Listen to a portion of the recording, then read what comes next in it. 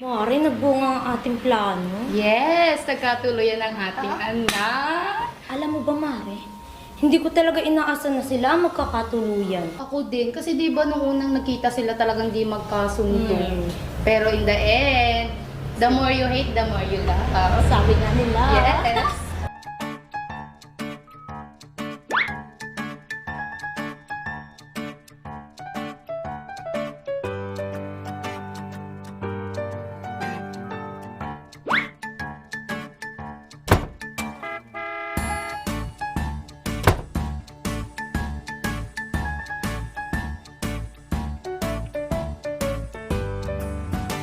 Bakit parang nahihiya ako kay Jello? Kung kayan kaming dalawa na.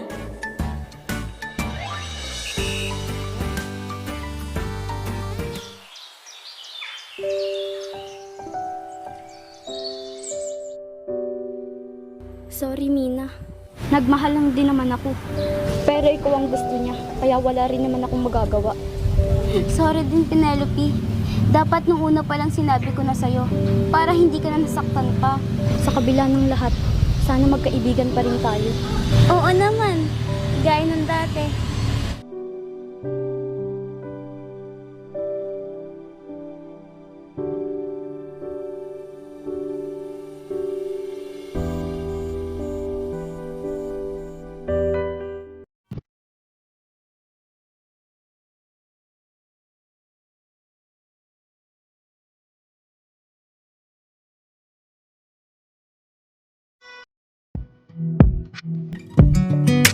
Jello!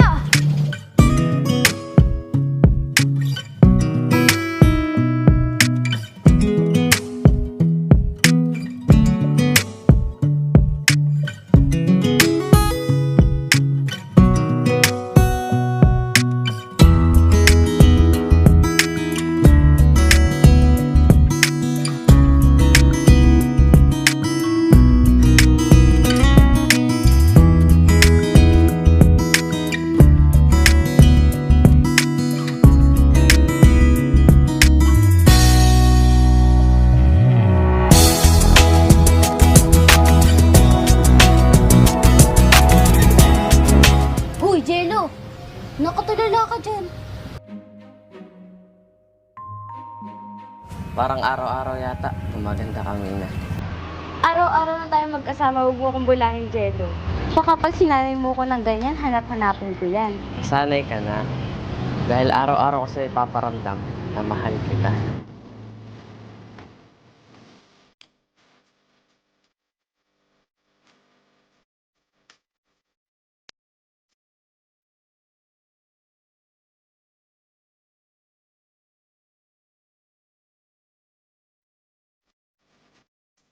Hala, Mina! Anong gagawin ni Jello? Ang lakas ng tibok ng puso ko.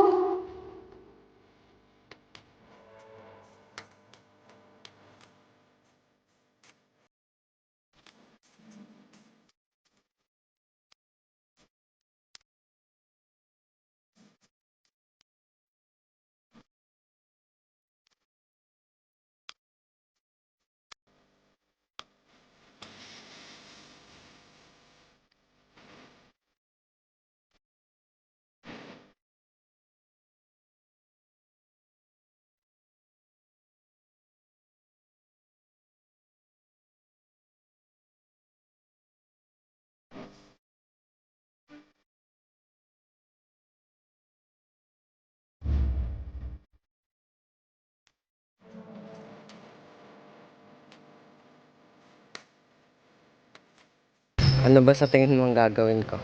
Ikaw Pinaglalala ko mo naman ako eh. Bahala ka nga dyan.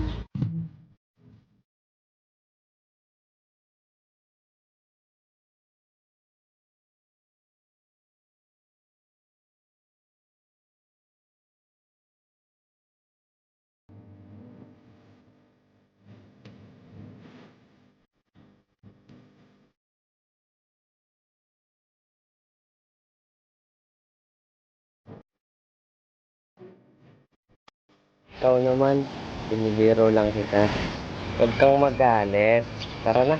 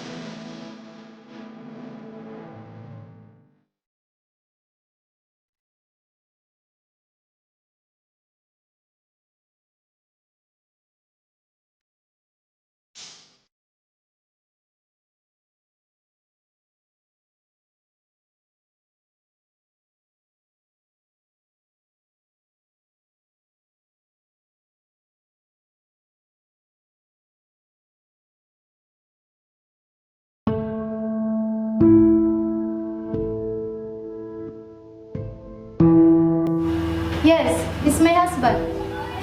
What? What happened to him? What? Cancer? Okay, I will book a ticket immediately. Bakit? Parang biglaan naman. Kailangan kasi namin pumuntang Amerika para alagaan si Papa. Ngayon lang kasi namin nalaman na may cancer siya. Paano tayong dalawa? Pero ano nga bang magagawa ko? Pamilya mo yun. Huwag kang mag-alala. Tatawagan naman kita araw-araw. Huwag mo na akong alalahanin pa. Basta ipangako mo sa akin na aalagaan mo ng sarili mo. Ipagdarasal ko ang paggaling ni Tito. Salamat sa pag-unawa mo. Basta, ako lang ha. Wala nang iba. Tandaan mo, mahal na mahal kita.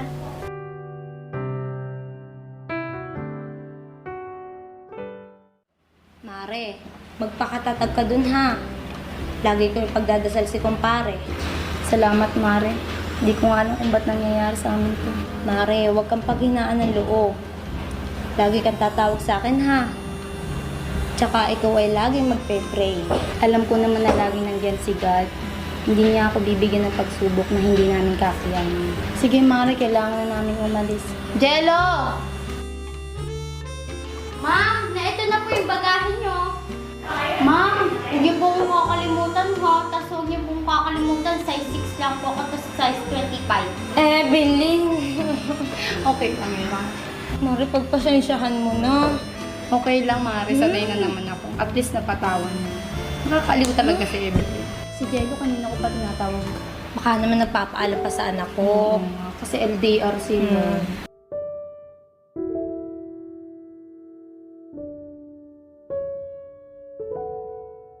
Pagpasensyahan mo na, Nina, ha?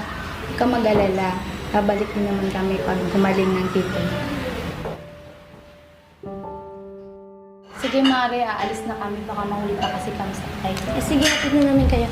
Tara na, anak.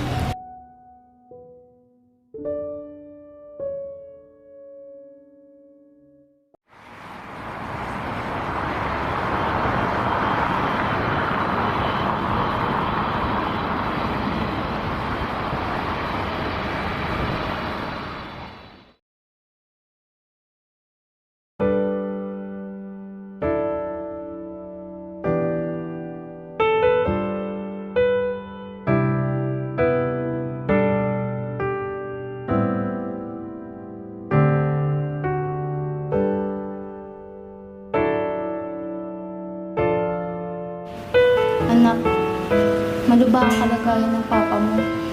Hindi muna tayo makakauwi sa Pilipinas. Ikaw muna mag-manage ng negosyo natin.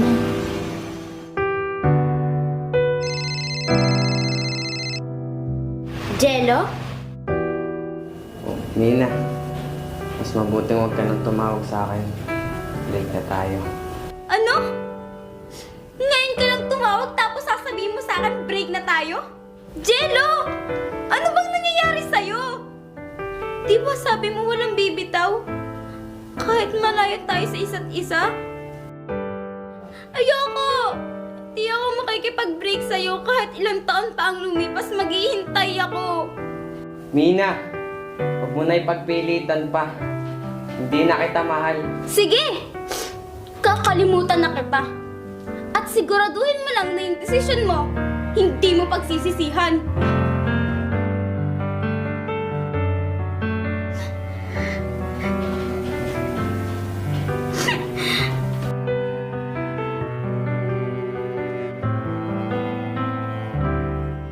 Talaga pinapayagan mo naman ligaw sa'yo? Oo naman, pinapayagan na kita. Yes!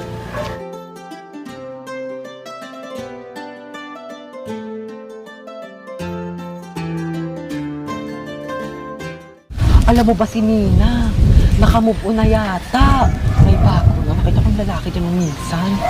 Eh, kung ako yung kabibili ko palang, hindi muna ako magpapalikaw. Yung sa akin, dami ng lilikaw. Hoy, mali yung chismis mo. 2 years na silang hiwalay. Edi ako na yung chismosang mali. Ikaw na yung chismosang tama. Di ba kapatid yun, Penelope? Oo nga. Nanliligaw pala yung kay Mina. Kung ako kay Mina, hindi muna ako magpapaligaw. Kahit marami nang liligaw sa akin, binabasted ko. Yes. 2 years pa lang naman sila nung nag-break. Kung ako yung 5 years. Ay, halata. Wala naman nangliligaw sa'yo kahit maka 10 years ka yan. Sa akin, marami nangliligaw kaso binabastad ko. Alam mo naman, ang ganda ko kaso. Tara na nga. Sagap na naman tayo doon bagong balita. Kay Marilyn.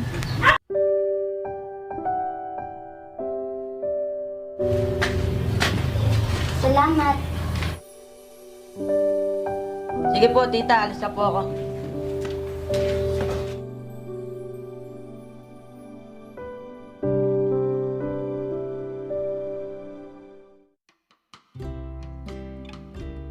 Evelyn, ikuha mo nga ang tubig.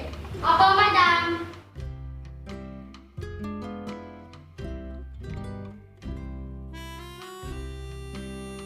Alam mo, ma, parang nililigaw na si Sir Mike kay Ma'am Mina. Parang may something. Parang kami ni Ernesto. Ay. Evelyn, tinatarget mo pa yung driver ng kapitbahay. Ay naku man, baka nga siya yung tumatarget sa akin sa kagandahang punto. Puro kakalokohan, Evelyn. Alam mo, ma'am, naawa din ako kay Ma'am Mina. Lumipas man ang 2 taon, parang mahal pa rin niya si Jello. Paano mo naman nalaman?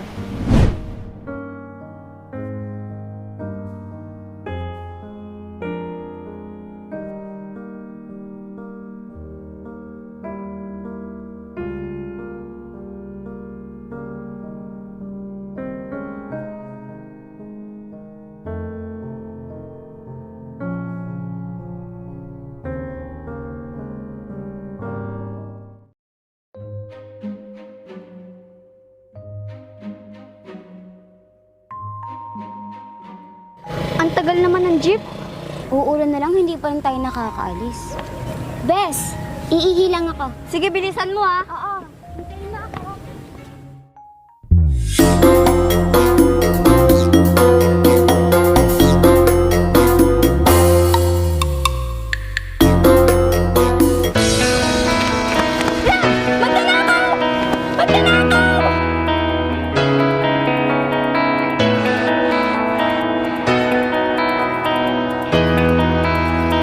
Yung cellphone ko!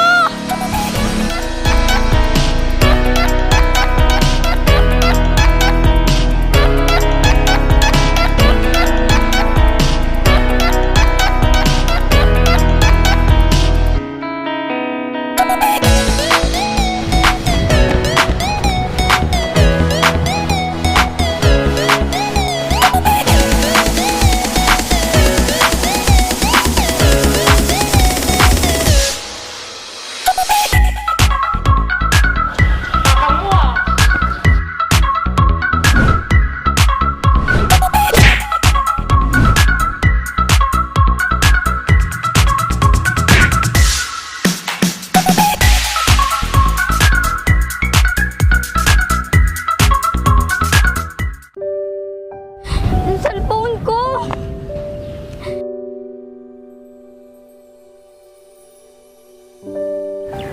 Jello?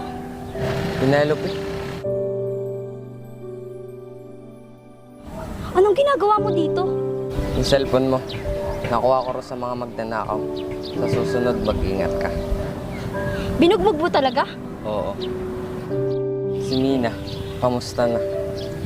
Hindi dapat malaman ni Mina na nandito na si Jello. Baka masaktan lang si Kuya. Si Mina? Wala na akong balita nung lumipat sila ng bahay. Lah, si Mina. Sige, alis na ako. Salamat ulit, Jello.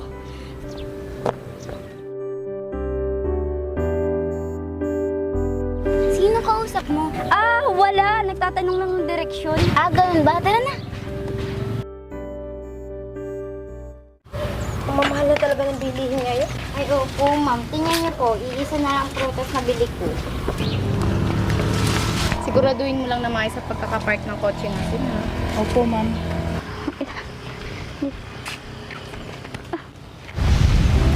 Mare? Mare? Ma'am? Mare!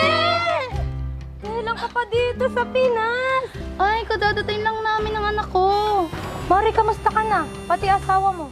Ayun, Mare. Pwede na ulit ako mag-asawa.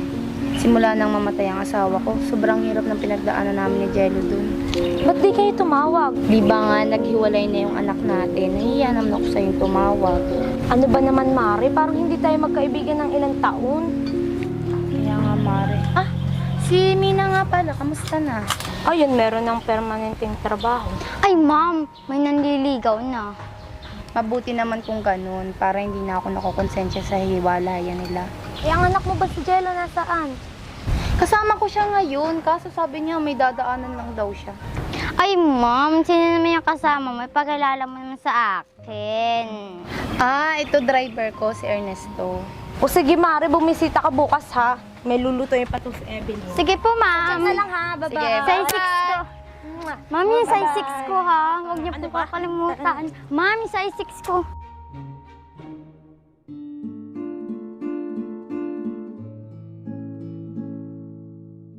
Jello, anak, kanina pa kita initay dito. Saan ka ba dumaan? May nakita kasi akong babae ngayon ng kaya natagalan ako. Ano, hindi ka ba nasaktan? Wala bang galos? Okay lang ako, ma.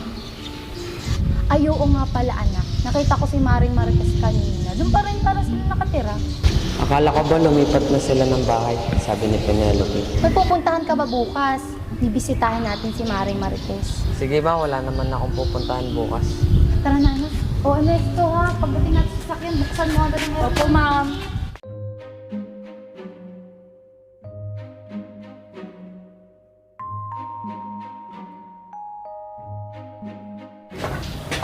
Mare? Mare?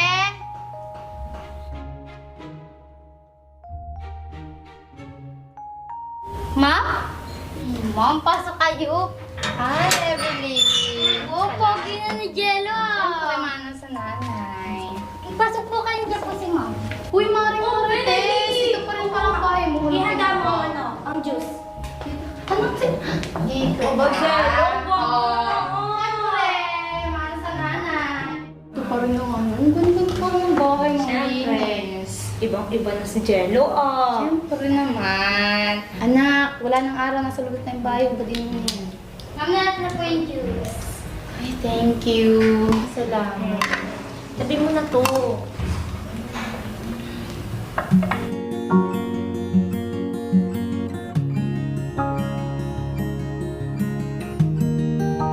Jello?